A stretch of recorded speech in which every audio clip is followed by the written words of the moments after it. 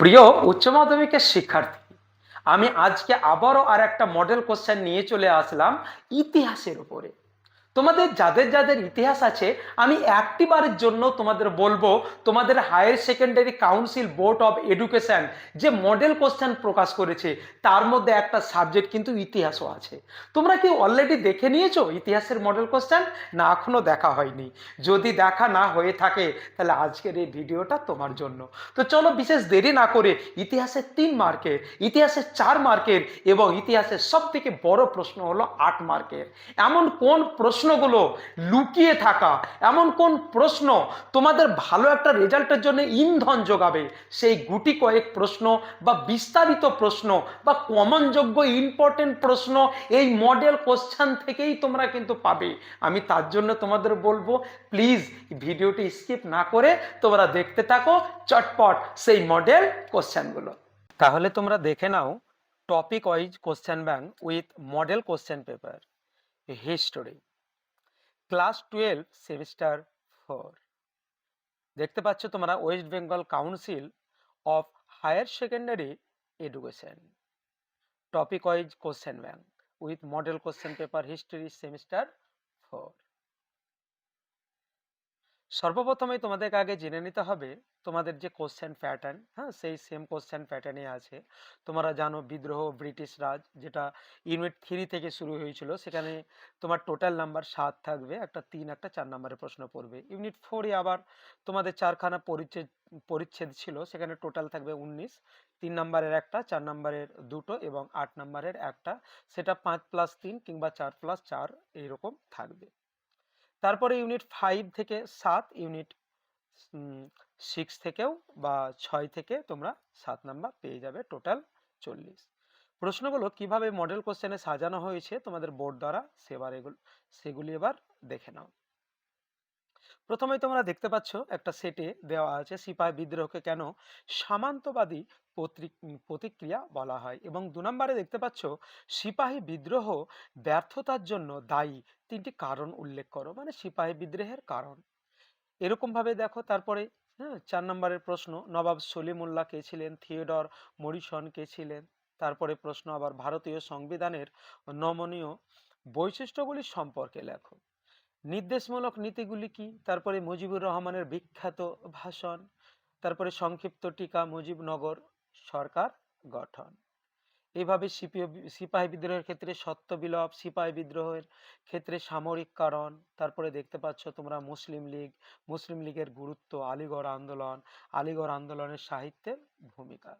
দ্বিতীয় পঞ্চবার্ষিকী পরিকল্পনা, নেহরুর মহালানবিশ মডেল। দেখতে পাচ্ছ তোমরা বাংলাদেশের স্বাধীন যুদ্ধ শ্যাম মানেক কি ভূমিকা পালন করেছিল।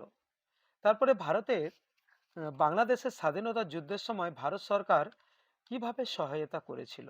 আলিগড় আন্দোলনের সৈয়দ আহমেদের ভূমিকা, ভারতীয় স্বাধীনতা আন্দোলনে নারী ও মুসলমানদের ভূমিকা মূল্যায়ন।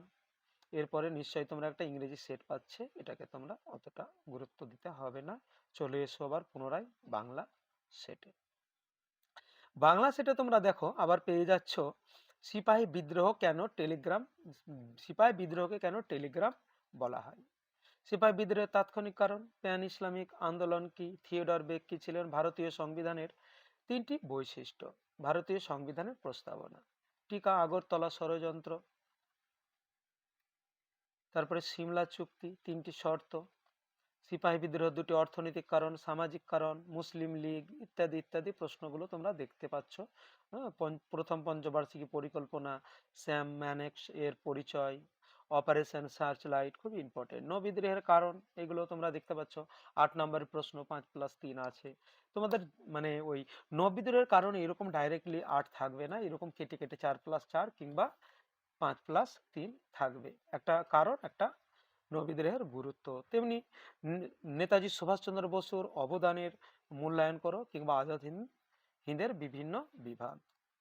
এরপরে দেখো তোমরা দেখতে পাচ্ছ ইংরেজি একটা সেট আছে, হ্যাঁ। তারপরে চলে আসবো আমরা বাংলা একটা সেটে। 1857 খ্রিস্টাব্দের বিদ্রোহের প্রত্যক্ষ কারণ, মহারানী ভিক্টোরিয়া, 1857 খ্রিস্টাব্দে বিদ্রোহ কি সিপাহী বিদ্রোহ বলা যায়? তারপরে দেখতে পাচ্ছ বিভিন্ন প্রশ্ন, তাঁতিয়া টোপি, হ্যাঁ, সত্যবিলোপ নীতির শর্ত, ইত্যাদি ইত্যাদি প্রশ্নগুলো দেখে নাও।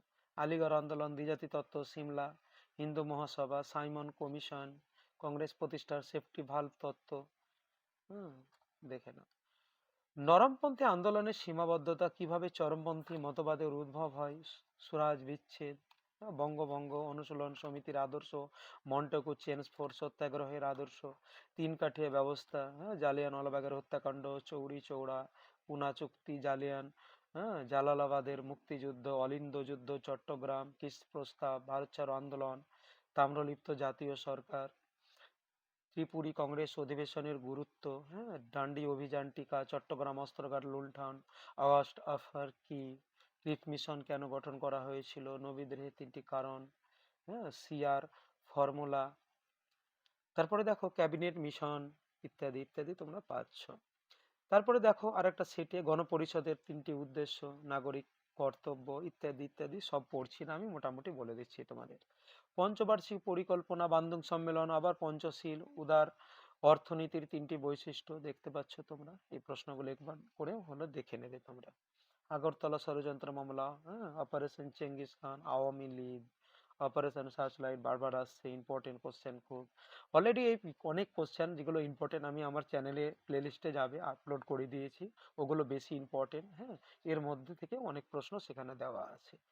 হ্যাঁ, তোমরা দেখতে পাচ্ছ প্রশ্নগুলো, হিন্দু মুসলিম ঐক্য, মহারানীর ঘোষণাপত্র, সিপাহী বিদ্রোহের অর্থনৈতিক কারণ, দেখতে পাচ্ছ শের সৈয়দ আহমেদ, আলিগড় আন্দোলন, আলিগড় আন্দোলনের থিয়েটার বেগ, সাইমন কমিশন, হিন্দু মহাসভা, সাম্প্রদায়িক বাটোয়ারনীতি, জাতীয় কংগ্রেসের, হ্যাঁ, মডারেটদের অবস্থা কি ছিল, সুরাট অধিবেশন, গান্ধীজি প্রবর্তিত সত্যাগ্রহ দেখতে পাচ্ছ, গান্ধী আরউইন চুক্তি, ক্রিস প্রস্তাব ব্যর্থ কেন হয়েছিল, মাউন্টব্যাটেন পরিকল্পনা, ত্রিপুরী কংগ্রেস, ভারতীয় সংবিধানের উদ্দেশ্য, গণপরিষদ, হেভি ইম্পর্টেন্ট এই প্রশ্নগুলো। ভারতীয় সংবিধানের যে কোনো দুটি বৈশিষ্ট্য, প্রতিটা প্রশ্নই দেখে নাও তোমরা, আমি যেটা পারছি বলে দিচ্ছি, বাকি স্ক্রল করে নিয়ে চলে যাচ্ছি। নেহেরু মলন 20 মডেল, পিপিপি মডেল কি, পঞ্চশীল নীতির শর্ত, গণপরিষদ, একদম। বান্দুং সম্মেলনের গুরুত্ব, বেলগ্রেড সম্মেলনের গুরুত্ব কি ছিল, দেখো এই প্রশ্নগুলো।